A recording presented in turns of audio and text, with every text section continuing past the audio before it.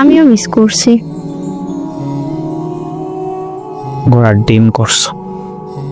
আমি জানি তুমি আমায় একটু মিস করো নাই। যদি মিস করতা তাহলে একবার হলেও মেসেজ দিতা।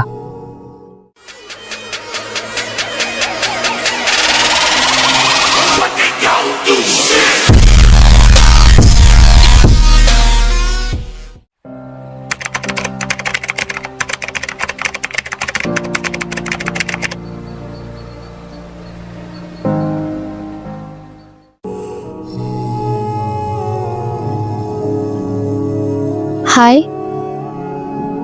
কেমন আছো? ভালো, তুমি? আলহামদুলিল্লাহ। কি করো? বসে আছি। তুমি? কাজে আছি। তুমি কইছিলে কখন নক দাও নাই যে? আমি তো আন্টির বাসায় আসছি ঢাকাতে। ও আচ্ছা, তো কবে আসবে বাসায়? জানি না, দেখি আন্টি কবে যেতে দেয়। তুমি জানো আমি কতটা মিস করতেছি তোমাকে। তাই নাকি? আমিও মিস করছি। ঘোড়ার ডিম করছো। আমি জানি তুমি আমায় একটু মিস করো নাই। যদি মিস করতা তাহলে একবার হলেও মেসেজ দিতা। সরি, আসলে আমি তাড়াহুড়ো করে চলে আসছিলাম। আবার বেশিরভাগই ফোন এখন আম্মুর কাছে থাকে। ও আচ্ছা, সমস্যা নেই। তুমি যখন পারো তখন কল দিও। আচ্ছা ঠিক আছে।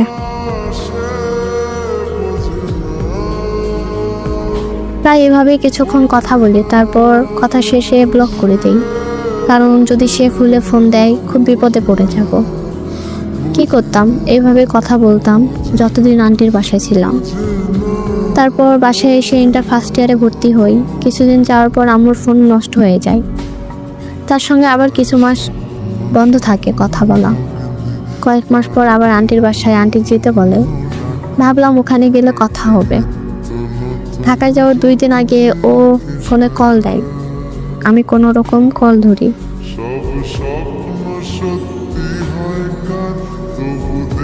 হ্যালো। ওই কি ব্যাপার, তুমি এমন কেন শুরু করছো? একটা কল দাও না, মেসেজও দাও না। কি হয়েছে, ভুলে গেলা নাকি? আরে না, ভুলবো কেন? মনে হয় ভুলেই গেছো। এত তাড়াতাড়ি ভুলে যাব তোমাকে? আচ্ছা বাদ দাও, কি করো? শুয়ে শুয়ে তোমার সাথে কথা বলি। খাবার খাইছো? না, তুমি? আমি খেয়েছি, কিন্তু তুমি খাওনি কেন?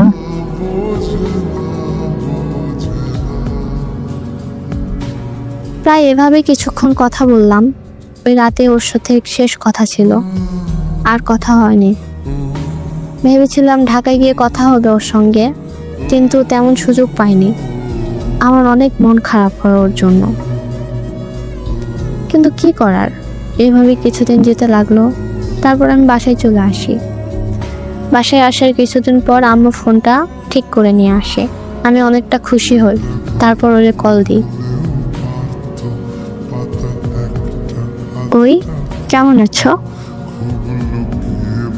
ভালো, তুমি? ভুলে গেছো আমায়? ভুলে তো তুমি গেছো। আমায় কল দাও না, মেসেজ দাও না। সরি, আসলে আমি ঢাকা গেছিলাম। তো একটাবার কল করে তো বলতে পারতা। সরি। আচ্ছা বাদ দাও, এটা আর নতুন কি? রিলেশনের পর থেকেই এমন চলতেছে। সরি, তুমি রাগ করো না প্লিজ। আরে না, আমি রাগ করবো কেন? সত্যি রাগ করো নাই তো? না। Love you. Love you two.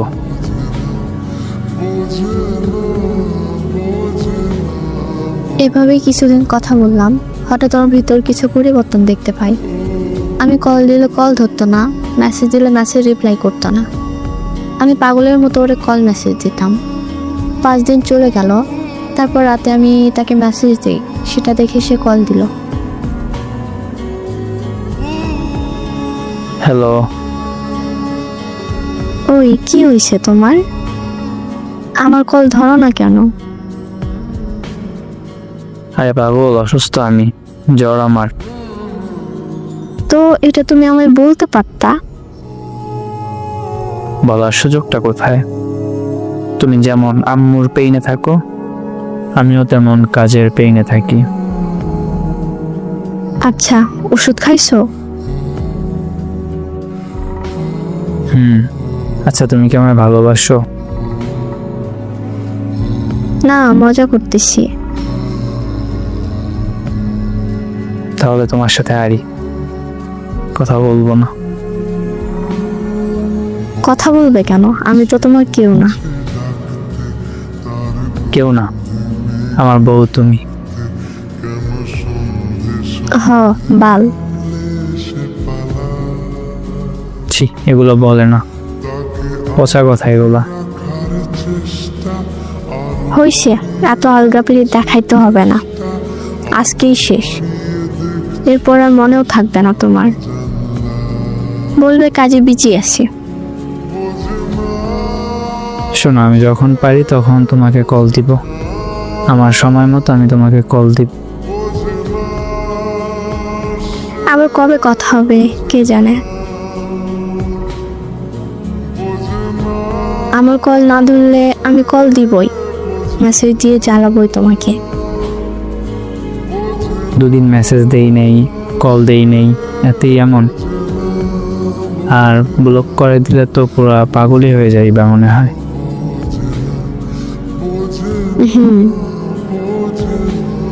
আমার কল না ধরলে, মেসেজের রিপ্লাই না দিলে আমি এমনই করব।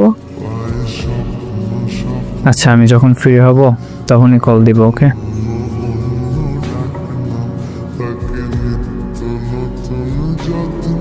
এভাবে কয়েক মিনিট কথা বলার পর আমি কল কেটে দিই। তারপর সে আবার অবহেলা শুরু করলো। তারপর একদিন ভোর 4:30 কল দেই। ও খুব হাসি খুশি ছিল।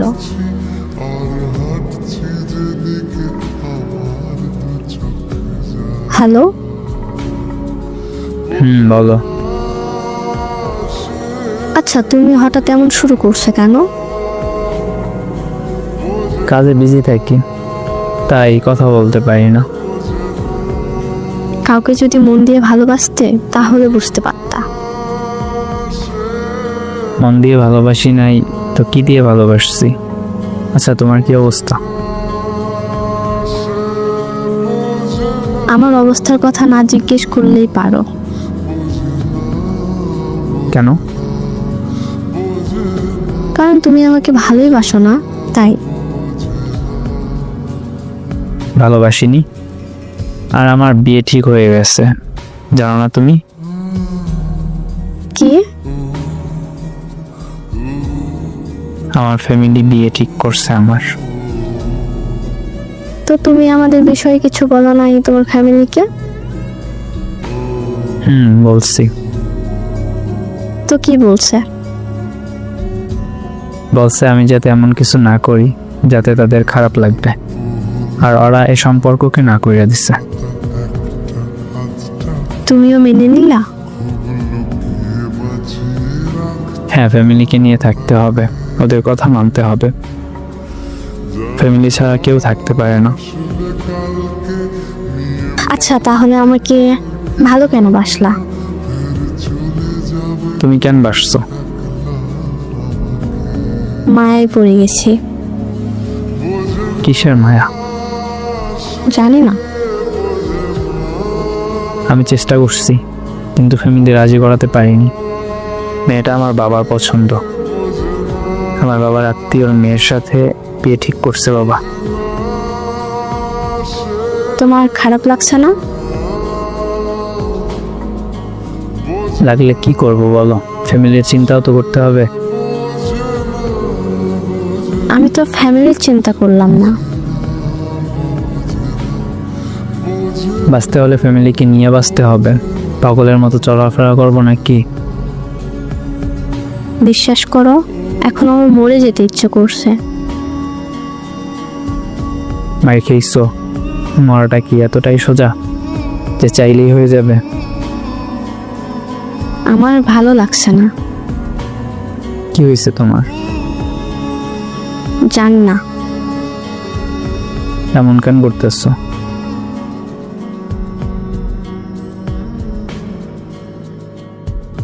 আমি কিছু বলার মতো অবস্থায় ছিলাম না। খুব খারাপ লাগছিল, খুব কান্না পাচ্ছিল। আমি চুপ থাকার কারণে আকাশ কলটা কেটে দিল। তারপর থেকে আমি এই পর্যন্ত ওকে কল দিয়ে যাচ্ছি, কিন্তু কথা বলতে চাইলো না। আমার প্রতি ওর আর কোনো ইন্টারেস্ট ছিল না, আরো বেশি ইগনোর করতে শুরু করলো। কিন্তু আমি এটা মেনে নিতে পারলাম না। লাস্ট আমি ওকে মেসেজ দিলাম, তোমাকে পাওয়ার দাবি আমি মরে গেলেও ছাড়বো না। অনেকগুলা কল দিলাম, কিন্তু কোনো রেসপন্স নাই। তারপর আমার বুঝতে বাকি ছিল না, এত বছরের রিলেশন এখানেই শেষ সমাপ্তি। লাস্ট ওর সাথে মন খুলে কিছুই বলার ইচ্ছে ছিল, পারলাম না বলতে। সমাপ্তি এত বছরের রিলেশন, মানুষটা এখনো ভুলতে পারি নাই। এখনো মন খারাপ করে বসে থাকি ওর জন্য। এই ছিল আমার জীবনের সেরা কিছু কষ্টের কাহিনী। আল্লাহ হাফেজ।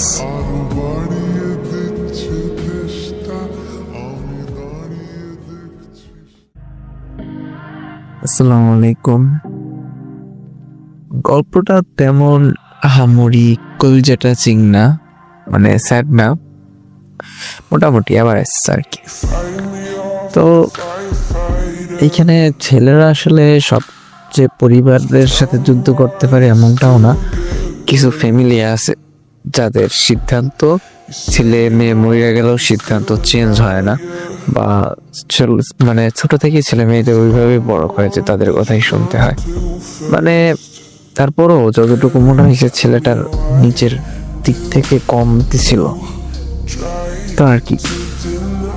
এখনো যেহেতু কান্না করতে থাকেন, এক সময় পানি শেষ হয়ে যাইবে চোখের, নতুন একজনের পাইয়া তারপর আবার নতুন করে শুরু করেন নতুন জীবনের গল্প। যে যে মানে মুন্নি আপু আপনারা বলছি আর কি। আর যারা গল্প শেয়ার করবেন, নক দিবেন আমার পেজে, ফেসবুক পেজে অ্যানিমি লেখা আছে পেজের নাম। তো এখানে বলবেন ভাই আমি একটা গল্প শেয়ার করতে চাই, এরকম একটা মেসেজ দিবেন। তাহলেই মানে আমি মেসেজ রিপ্লাই করবো যে গল্পটা আপনি কিভাবে শেয়ার করবেন, মানে পদ্ধতিটা কি, বুঝতে পারছেন? আর ইনস্টাগ্রামে অনেকে ভাববেন ইনস্টাগ্রামে ঢোকা হয় না, যাই হোক চেষ্টা করবেন ইনস্টাগ্রামে ঢোকার এখন থেকে রেগুলার। আর কেমন লাগছে আপনাদের কাছে এই ব্রেকআপের স্টোরিটা জানাইবেন। আপনাদের কাছে স্টোরি থাকলেও দিয়েন, আর সবাই তো ব্রেকআপের স্টোরি দেয়। একজনে বললো ওই দিন ভাই ব্রেকআপের স্টোরি, আর দিয়েন না। তো এগুলো তো আমি নিজে বানাই না, মানুষের দেয়, তাদের স্টোরিগুলো আসলে এডিট করি আমি। এখন তারা যদি আমার পূর্ণতার গল্প না দেয় আমি কেমনে দেবো, এটাও তো আপনাদের বোঝা দরকার। প্রেম করেন, বেশি বেশি প্রেম করে পূর্ণতা আনেন, তারপর দিব মানে পূর্ণতার গল্প। আসি, আসসালামু আলাইকুম।